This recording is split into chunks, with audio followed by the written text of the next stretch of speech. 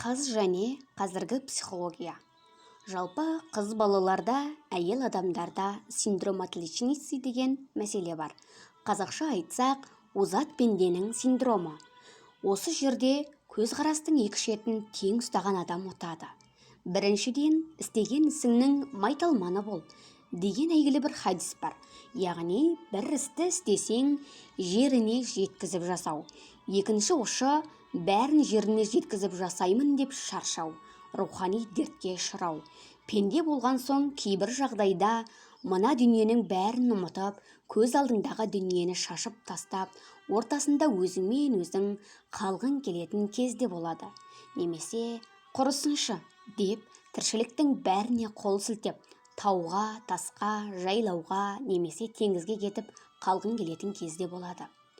Мұның бәріне не себеп? Пенде кемел болып жаратылмаған, пенде кемшіліктен тұрады. Қасиетті Құранда Алла тағала көптеген аяттарында біздің әлсіз жаратылғанымызды, басымызға аздаған бір сынақ келсе, әбіржіп кететінімізді айтқан.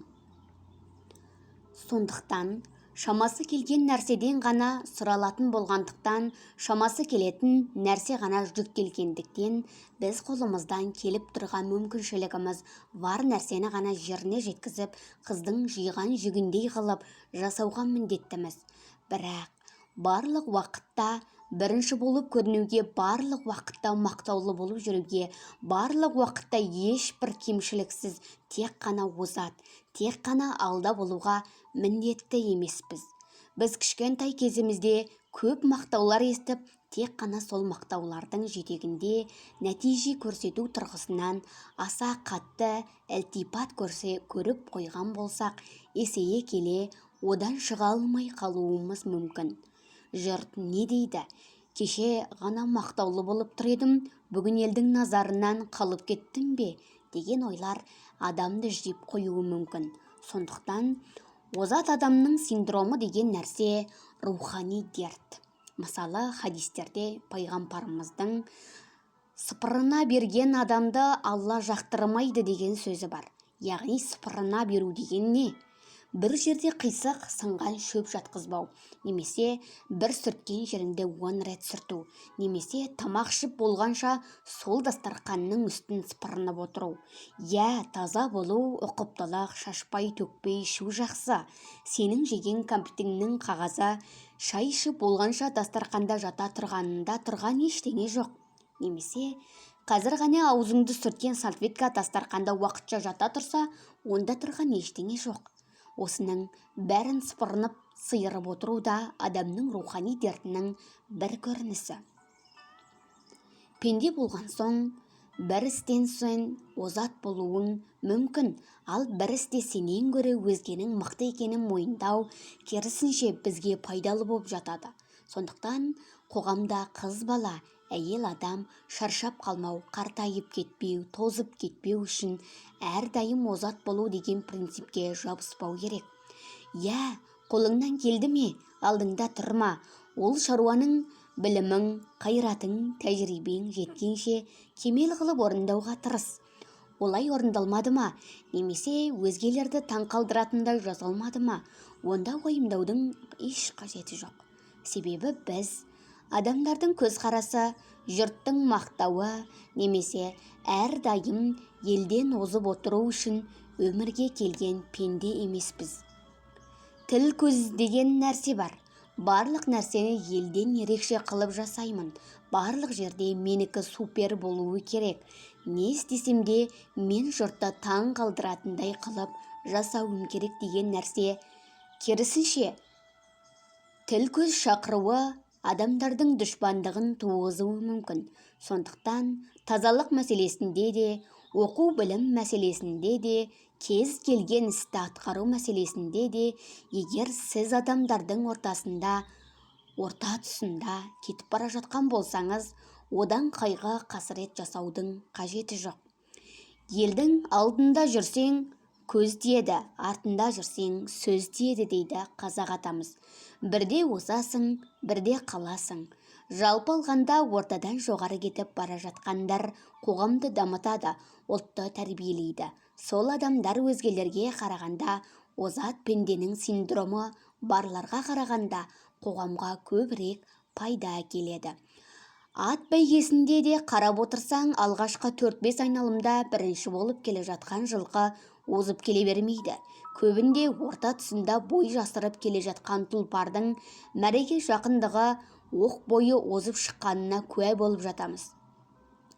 Мына дүниеде көбіне өзін қарапайым ұстауға тырысқан, өзіне тікелей тиісті болған шаруасын атқарып, қалған уақытта ел мақтасын, жұрт не дейді екен деген пікірлерден аман болған адам түбінде ұтады. Бізді осы озат пенденің синдромы дерті шаршатуы мүмкін.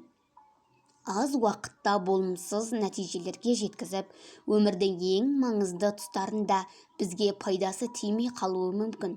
Сондықтан сақтануымыз керек. Қолға алған ісіңді кәсіби тұрғыда бар ынтаңмен жасап тастау. Озат пенденің синдромы емес, ол жауапкершілікті сезіну. Ал озат пенденің синдромы өлсең де, тірілсең де жұрттың алды болу, елден қалмай алдында болуға өліп талпыну. Бұл пенденің шаршататын, орта жолдан нәтижеге жеткізбей тоқтататын ауыр салмақ. Перфекционизм озат пенденің синдромы. Сырты әдемі, суреті көркем дерт. Бір қарағанда адам кемелдікке ұмтылып, кез келген істі майталмандықпен атқаруға талпынып жатқан сияқты. Шындығында келгенде, бұл адамның табиғатына қайшы құбылыс. Себебі адамның болмысы жалпы кемшіліктен тұрады. Күйгелек, әлсіз дәрежеде жаратылған адам баласы барлық нәрсені кемел дәрежеде орындап, барлық жерде бірінші орын алып, нәтиженің тұғырын бағындыра алмайды. Сондықтан қолымыздан келгенше жасап, қолымыздан келмеген нәрсеге қанағат етіп, жетпеген жерде қолымыз жеткен нәтижеге риза болу. Бұл адамды рухани тұрғыдан бақытты қылатын сипат.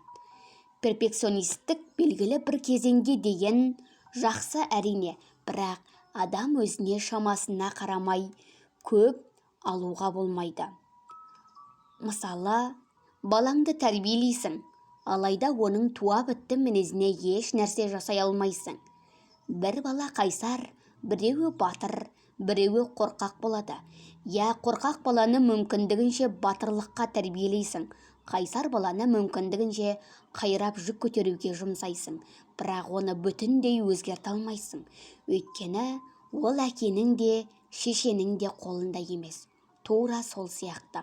Кез келген жобада, іс-әрекетте де барлығын мінсіз жасау, міні бар пенде үшін мүмкін емес дүние.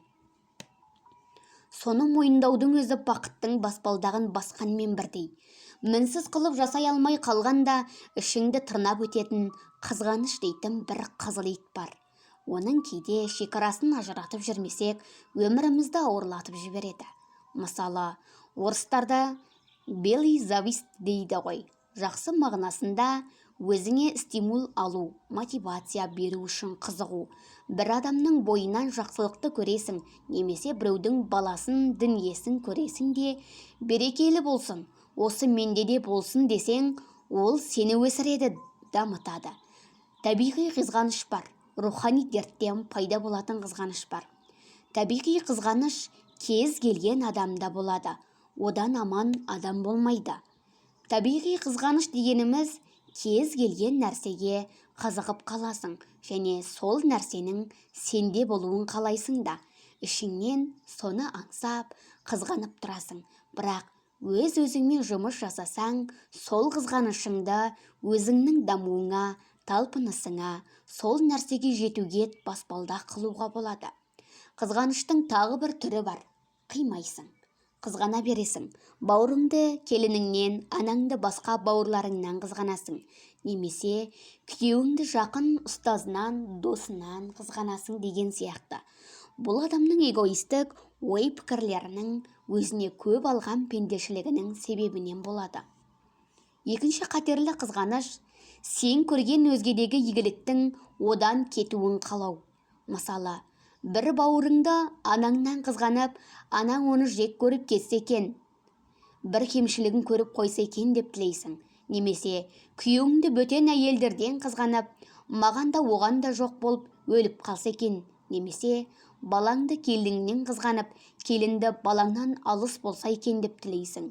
Баламды баурап алатын қасиеттері бойынан жойылып кетсе екен деп мысық тілеу болу қызғаныштың жаман түрі.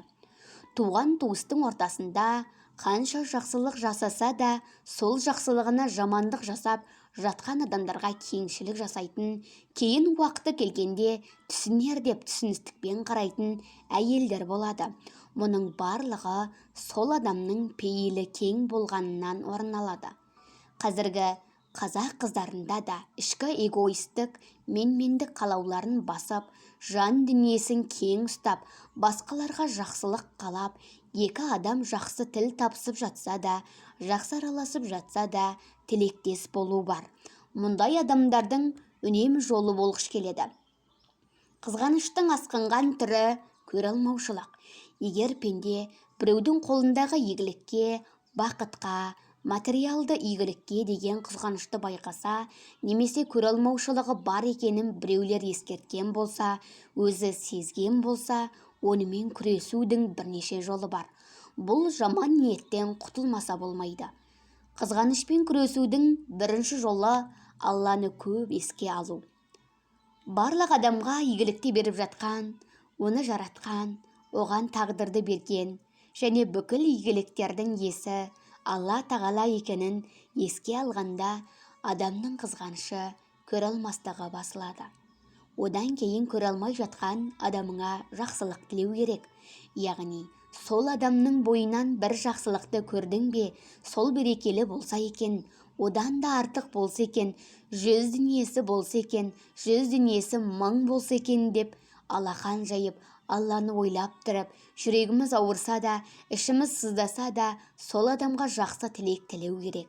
Сонда ішіміздің аздап жеңілдеп қалғанын байқаймыз. Содан кейін өзіміздің көре алмай, қызғанып жүрген адамымызға жария түрде тілек айту керек.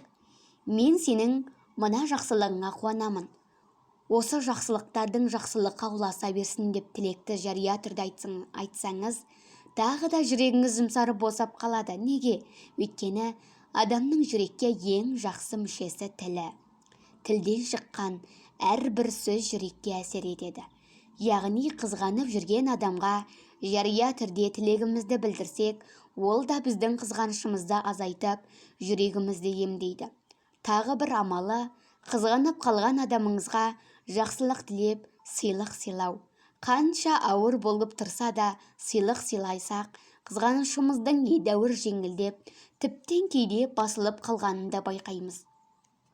Ең маңызды нәрсе, ешкім көрмейтін, тек Алла тағала ғана көретін жерде сол адамға жақсы тілек тілеу, дұға жасау. Өзімізге сұрауды ұмытып кететін тілектерді сол кісіге сұрасақ, құлшылық ғибадатымызды бітіргеннен кейін жүрегіміз жеңілдеп, ол адамдағы игіліктің Құдайдан берілгенін және Алла қаласа саған одан да артығын беретініне сенім орнайды. Осылайша адам өзін көре алмаушылықтан, қызғаныштан ем таба алады.